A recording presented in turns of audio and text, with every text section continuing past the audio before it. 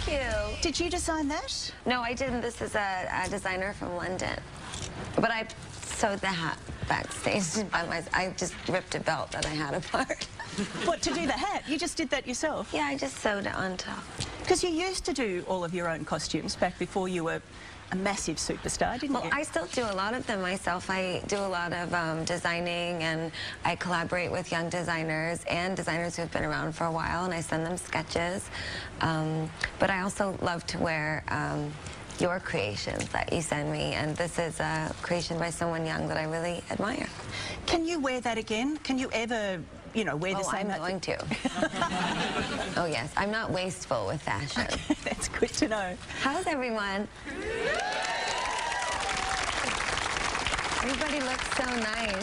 I know, this is your fan club. This is a little mini version of all your monsters. Oh, it looks so wonderful. Look at your outfit. Did you make that? Yeah, I make this. See? Talent. Welcome back to Australia. It's been too long, I think, since your last visit. It's been really too long, and I'm just so happy. The minute I got off the plane, it was like the Australian sun was beaming on my face, and it felt so nice to be back. It's so beautiful here. This was one of the first countries that really adopted your music, wasn't it? Yes. Though it was Australia and Canada. It happened around the same time. And since then, of course, I mean, you're a superstar around the world. You've sold 5 million copies of Born This Way in 7 weeks. That must make you feel pretty good. I'm so happy.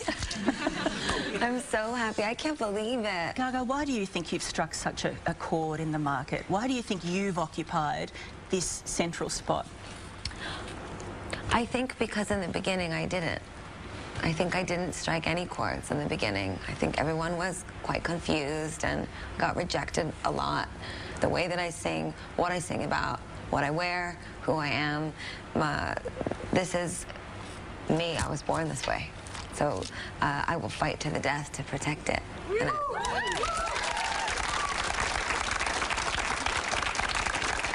I'm going to stop for 1 second because you've got a little bit of lipstick on your teeth and I don't want to let you go on like that. Fixed. Good woman. Sisters. Sisters, that's right. That's how it works. You look so nice. That suit, I see shoulders. Thank you. Oh, well, see, now you like a big shoulder, don't you? I love a big shoulder. You see, I like a big shoulder for different reasons to you. I like a big shoulder because it makes your butt look smaller, but you don't have to worry about that. I like it because it's like a power suit. Okay. Reminds me of the 80s. I'm obviously stuck in the 80s. Me too. Now, Born This Way is an anthem, I guess, for the sort of misfits and the misunderstood, which seems to me to be a special passion of yours. Would that be fair to say? Well, yes and no, because I certainly am passionate about social rights. But on the adverse side, I think that it's people's perception that it's misfit, and that's exactly what I want to change. What Born This Way is ultimately about is that we're all different. Whether you dress like me, or you dress like you, or you like this kind of music or that kind of music. Maybe you believe in God, maybe you don't. Maybe you believe in a completely different religion, or maybe you're just scientific or really into politics. We're all born this way, and it's through our differences that we're exactly the same, because we're all different. I want to develop that discussion about social rights a little later, but first, we've got some members of the audience who'd like to ask you some questions. Can we hear from Trent, please? Trent. Hi, Gaga. Hi, Trent. Love you. Just wondering if you have any messages to young people of today that might be being bullied or picked on just because they're different. What I would say is that, well, a few things. One, I was bullied. I was terribly bullied, and there were days I didn't even want to go to school, and I used to cry in my mother's bathroom. And for myself, I was not brave enough to be the way that I am now. When I was in high school, I dressed completely different. I talked completely different. I wrote completely different music. I was terrified of being who I wanted to be because I was always made fun of. And it required a few years and some really hard work. So what I would tell all of those people that are asking that question is your mantra to yourself should be brave, be courageous. And someday, your uniqueness and your individuality will be what you love about yourself. You have been searingly honest about some of your experiences at school. There was one that I read about recently, I'm not sure if it's true, where you said that you were once set upon by a group of boys and girls and you were put in a rubbish bin, in a trash can. I mean, the imagery of that, the powerlessness of that is extraordinary, but the imagery of that too, that you were put with the rubbish. How do you rise above that? How do you get strong out of something like that? Gosh, it just makes me even like, when you ask me about it, because I just remember it so vividly. Yeah, they picked me up and threw me in the trash and they all started laughing. I just remember I was like trying so hard not to cry. My lip was quivering, and I remember one girl looked at me just like, "Are you about to cry? You're so pathetic." And I didn't even tell my parents. I didn't even tell them because I was so ashamed, because I didn't want my mom or my dad to think of me as trash, the way that these kids were trying to make me feel. But all of these things made me stronger. They all made me stronger. And not only do they make me stronger, but today when I look out into that audience, you will never have a pop singer that loves you more than I do, I'll tell you that right now, because I see myself in all of you. I think they're feeling that. Do you still feel, I mean, you're a superstar now, you're a long way from that little bullied schoolgirl, but do you still sometimes feel misunderstood? I mean, some of your detractors suggest that you're an attention seeker. I noticed recently there were suggestions that you use the gay community to sell records. Do you see that as a form of bullying? Yes, criticism is a form of bullying, but it also comes with the territory of what I do.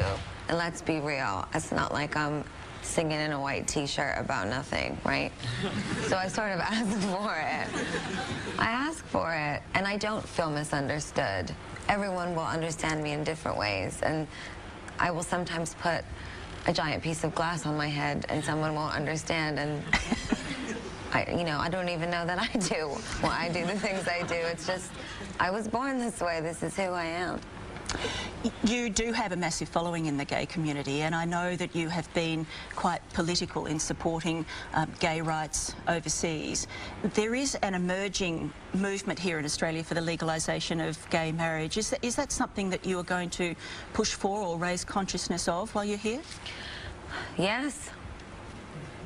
I'm very excited to be performing in the town hall. Let's just say that will be a nice political moment for all of us. Absolutely.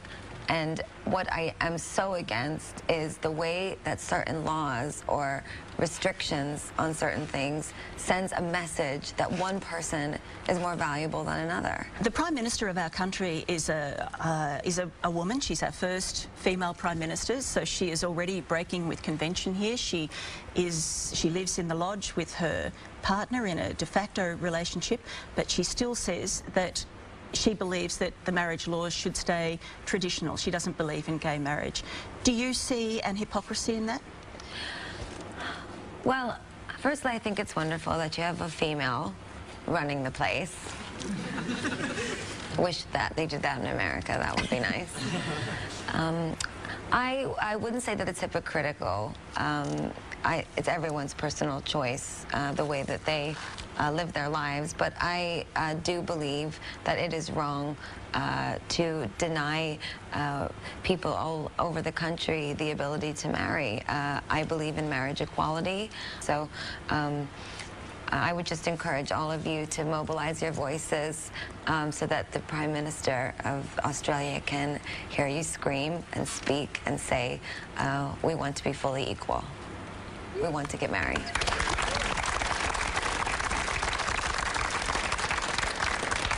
You come from a conservative Catholic education, if you like. Do you consider yourself a practicing Catholic now, or a lapsed Catholic? Yes. Lapsed, no. That's funny. Do you think there's no such thing as a lapsed Catholic? Do you think I've never really heard it said that way, but it's quite funny. I'm going to use that as a joke. No, not at all. That was one of my more serious questions, Gaga. Oh, really? No, I'm joking. I'm actually quite traditional. I mean, I know everyone's at home rolling their eyes at my teal blonde locks, but I am quite traditional. I come from a really strong Italian family. I'm still a practicing Catholic. I still pray. I pray every day. We pray before every show as a cast. And I say in Born This Way, God makes no mistakes, and I mean it. I wrote those words myself. Do your parents ever say to you, Gaga, you've gone too far with that performance or with those lyrics? Do they? No. In fact, my mother loves Black Jesus. Listen, if he was not who we were taught that he would be, would you not believe? That's the point of the song. You're a very sensible young woman now. When you first left home... That's good that she said sensible after that. I mean, I think you're impressing that upon everybody, and I think probably to hear you speak is perhaps a little different to the reputation that maybe precedes you. I hope that we're introducing people to who you are tonight. You did go through a little wild phase when you first moved out of home, and I understand your dad had to sort of pull you up when you got a little mixed up. No, before, too. Oh. Man, I was hell on wheels. Don't be hell on wheels. Do you, in terms of, I mean, I know you've dabbled with drugs. How do you answer that question now? I mean, have you stepped away from all of that now? Yes, no drugs for me. I drink. Don't we all? Yeah, we all. Listen, I had some Jameson last night, and I looked at the Opera House for about 3 hours out my window, and I don't feel sorry about it. But no drugs at all, no. That was like my former life. I went through it young, and I got over it, and I'm not at all interested. I would not do anything to compromise what I have now with my fans, not one thing. Let's talk about clothes now. How important is your look, is the costume to your performance, do you think? Not at all. I care not for fashion. Because I can tell that. This is just a little something you threw together. Do you, I mean, you are where you are now, and it would be impossible to knock you off your perch. But was it a necessary gimmick, if you like, as an attention getter when you were starting out? As an attention getter, I like attention. No. But I like attention for theater. And I like being an entertainer. I love fashion, though. How do you keep raising the bar, though? I mean, how do you beat an egg or a lobster hat or a meat dress? I mean, aren't you going to reach the end and say, I can't do any better, I've done it all? I don't really view it as a contest. Although it would be quite funny to see that the egg have a boxing match with the meat. It'd be like a breakfast. I don't see it as a contest. I know it sounds quite silly, but I really do wake up in the morning just like you all do and go, oh, I want to wear that. I just might be taking it a bit further. And I think we all appreciate it. Let's hear another question from the audience, from Yana.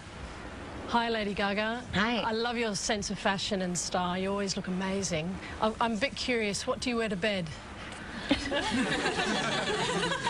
Just my pearls.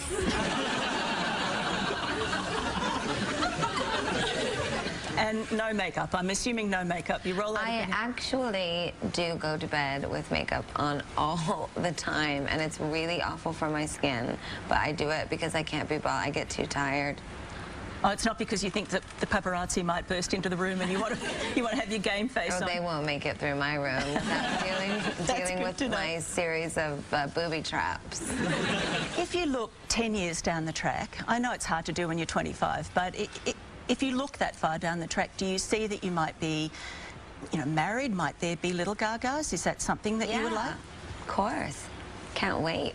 And I can't wait for little monsters to make baby Gaga's little clothes. So cute, but not for a long time.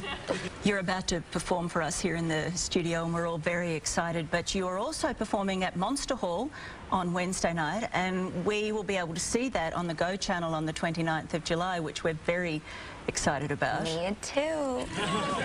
I can't wait. I'm so excited. We are excited too. It's been an absolute pleasure to meet you and to get to know you a little bit. I think I can speak for everyone here in the studio and all of our audience. Thank you so much, Lady Gaga. Thank you.